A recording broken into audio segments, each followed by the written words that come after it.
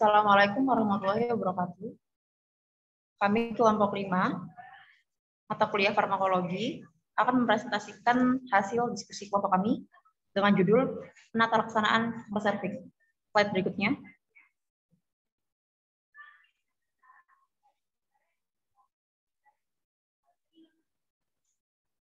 Dengan anggota, yang pertama Aisyah Hawa Rashid, yang kedua Amelia Putri Juliana, yang ketiga Ayu Wardati, yang keempat Dias Ardi Kusuma, yang kelima Dinda Larasati, yang keenam Erlis Eka Pratiwi, yang ketujuh Fajar Ferdi Prakoso, 8 Vila Rozakoh, 9 Lutfi Nabila Sabita, dan yang terakhir Sylvia Anggreni. Untuk selanjutnya akan dibacakan materi oleh pemateri. Sylvie.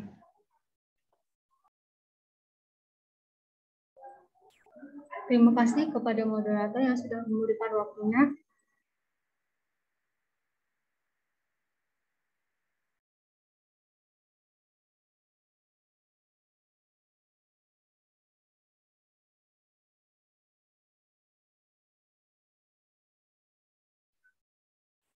Yang pertama yaitu banyak pembahasan, 1 pengertian, 2 etiologi, 3 manifestasi klinis, 4 tata laksana.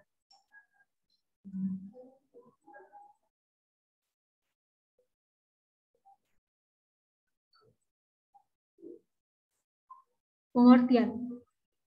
Kanker serviks adalah kanker dengan angka kejadian nomor 4 terbanyak yang terjadi pada wanita di seluruh dunia dan kanker yang paling sering pada negara berpenghasilan rendah. Mustafa 2016. Kanker serviks merupakan keganasan yang disebabkan oleh adanya pertumbuhan sel-sel epitel serviks yang tidak terkontrol. Menurut Setiawati, kanker serviks 99,7% disebabkan oleh kuman papiloma virus atau HPV, klinik yang menyerang rahim. Kanker serviks merupakan tumor ganas yang tumbuh di dalam leher, rahim atau serviks, yaitu bagian terendah dari rahim yang menempel pada puncak vagina. Berdasarkan pemaparan tersebut, kanker serviks atau yang dikenal dengan sebutan kanker leher rahim merupakan kanker ganas yang tumbuh di leher rahim yang disebabkan oleh kuman papiloma virus. Untuk selanjutnya akan disampaikan oleh Mbak Dilar Zako.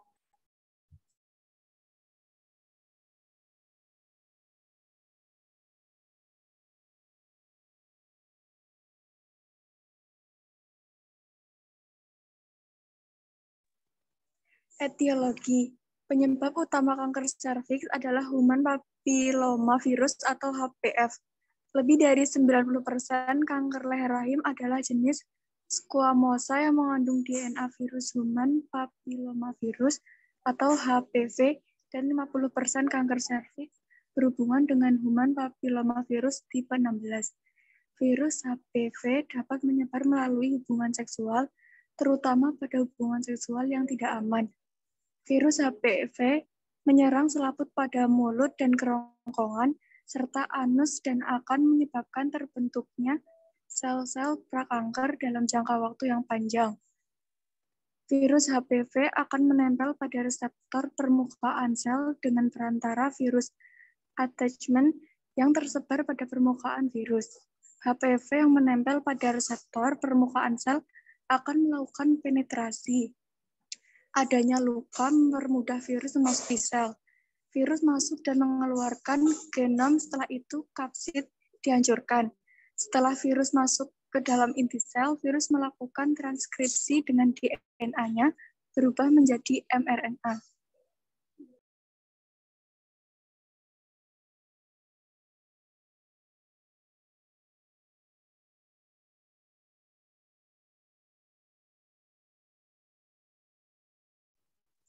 Manifestasi klinis.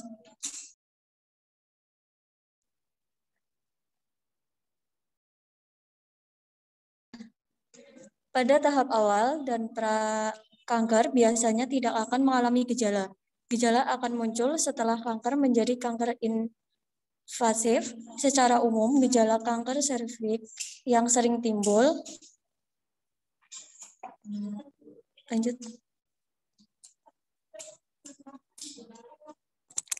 Yang pertama, pendarahan vagina abnormal. Pendarahan dapat terjadi setelah berhubungan seks, pendarahan setelah menopause, pendarahan dan bercak di antara periode menstruasi, dan periode menstruasi yang lebih lama atau lebih banyak dari biasanya setelah pendarahan, setelah dosing atau setelah pemeriksaan panggul. Yang kedua, keputihan. Cairan yang keluar mungkin mengandung darah, berbau busuk, dan mungkin terjadi antara periode menstruasi atau setelah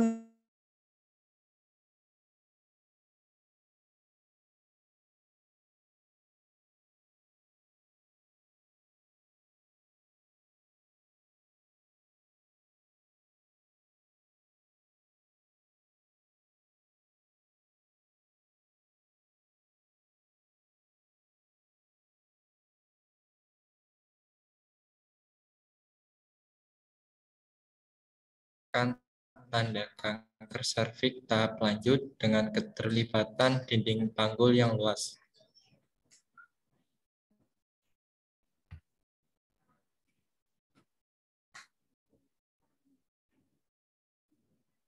Yang ketiga, nyeri pinggul. Nyeri pinggul saat berhubungan seks atau saat pemeriksaan panggul. Yang keempat, trias berupa back pain atau odema, tungkai, dan gagal ginjal merupakan tanda kanker serviks tahap lanjut dengan keterlibatan dinding panggul yang luas.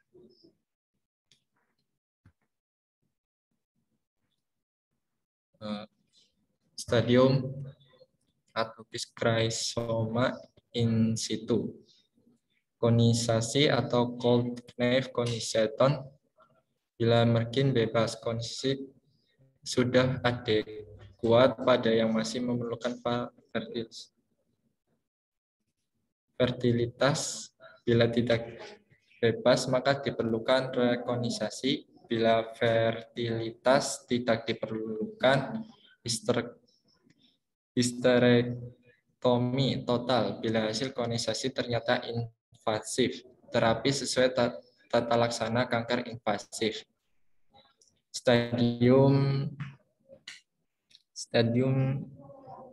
1A atau lefsi negatif.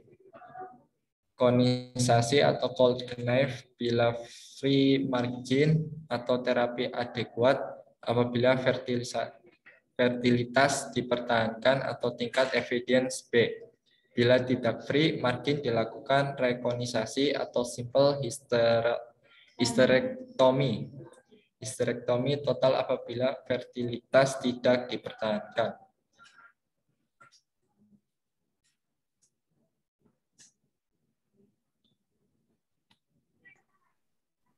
Stadium 1A1 atau afasi positif, operasi trakeektomi radikal, dan limfadenektomi pelvik apabila fertilitas dipertahankan.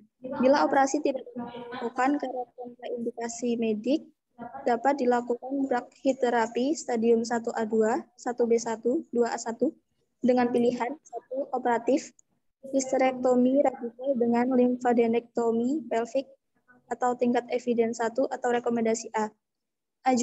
Adjuvan radioterapi atau RT atau rekomradiasi bila terdapat faktor resiko yaitu metastasis atau KGB, metastasis parametrium, batas sayatan tidak bebas tumor, depth stromal invasion, LVC, dan faktor resiko lainnya.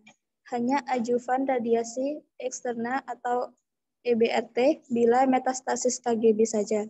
Apabila tepi sayatan tidak bebas tumor atau closed margin, maka radiasi eksterna dilanjutkan dengan brachytherapy.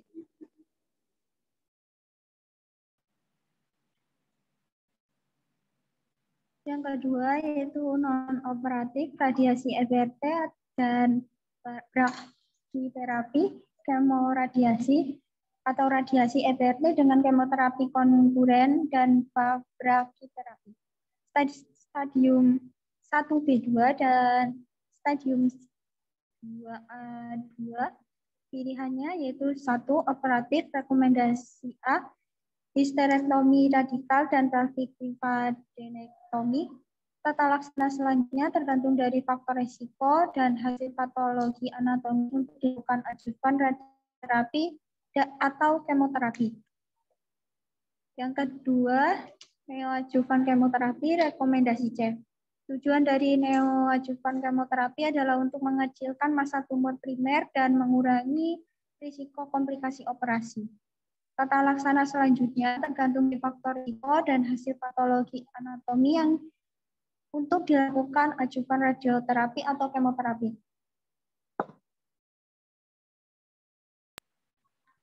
Stadium 2B, pilihannya 1. Kemoradiasi atau rekomendasi A. 2. Radiasi atau rekomendasi B. 3. Neoadjuvan kemoterapi atau rekomendasi C. Kemoterapi atau 3 seri dilanjutkan radikal histerektomi dan pelvic lymphadenektomi. 4. Histerektomi ultraradikal laterally extended parametrektomi atau dalam penelitian. Stadium 3A sampai 3B. 1. Kemoradiasi atau rekomendasi A. 2. Radiasi atau rekomendasi B. Stadium 3B dengan CKD. 1. Nefrostomi atau hemodialisa bila diperlukan. 2. Kemoradiasi dengan regimen non-cisplatin atau 3. Radiasi.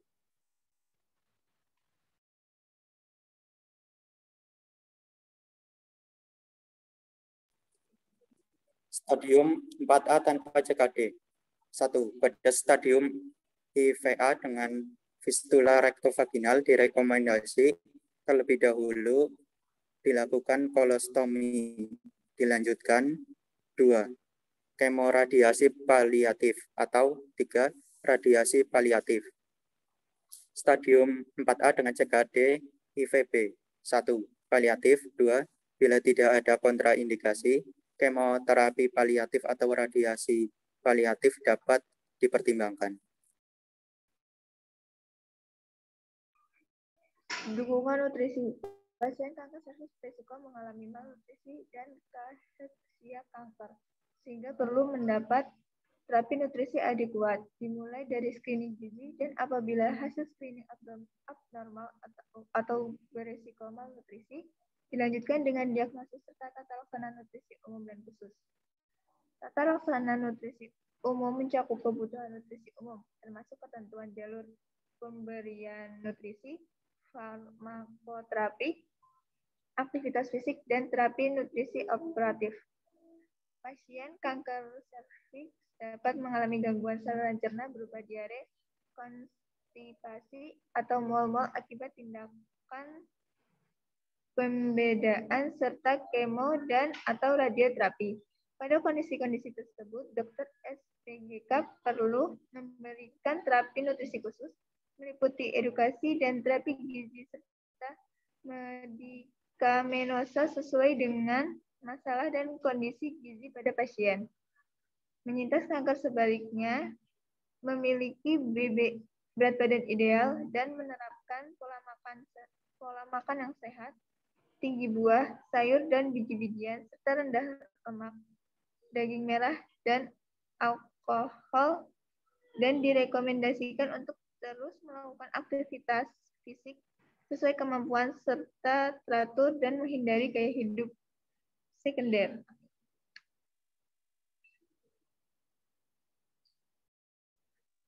Demikian presentasi dari kelompok kami. Bila ada kesalahan mohon dimaafkan. Wassalamualaikum warahmatullahi wabarakatuh.